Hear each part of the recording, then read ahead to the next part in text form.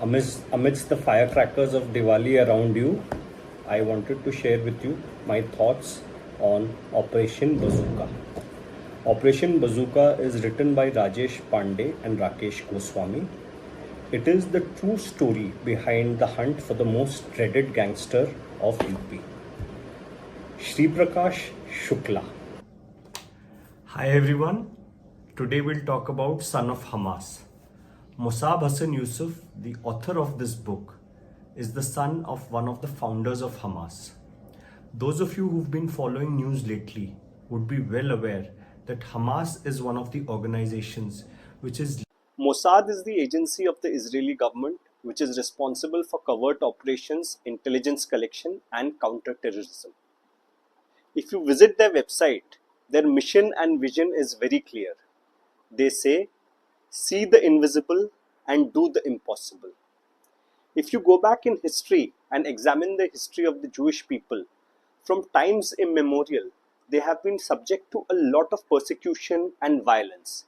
If you go back during the times of the Egyptian pharaohs and Moses, or even the last century, during the time of the Nazis, Hitler, and their final solution of extermination of Jews across Europe, or even earlier this year in the month of August, where Hamas undertook a genocide against the Jews. So there are lots and lots of such instances of victimization and violence.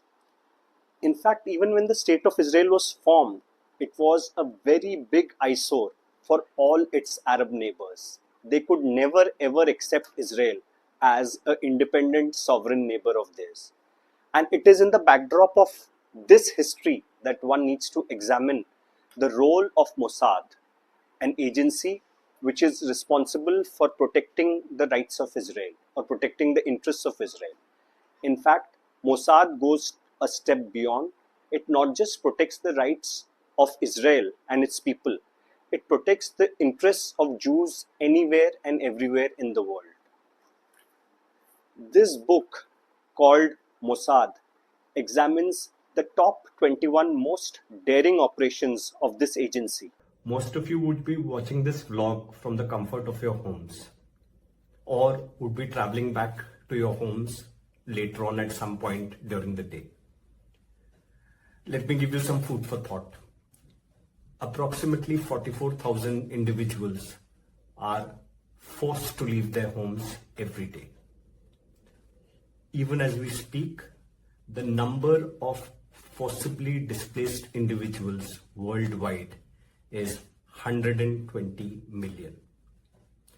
Out of these 120 million individuals, approximately 70 millions are IDPs or internally displaced people, and about 40 to 50 million are refugees.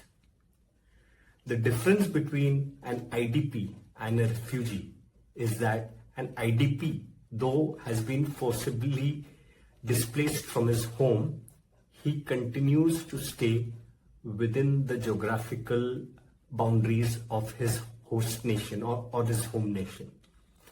The refugee crosses the international border and moves into some other country.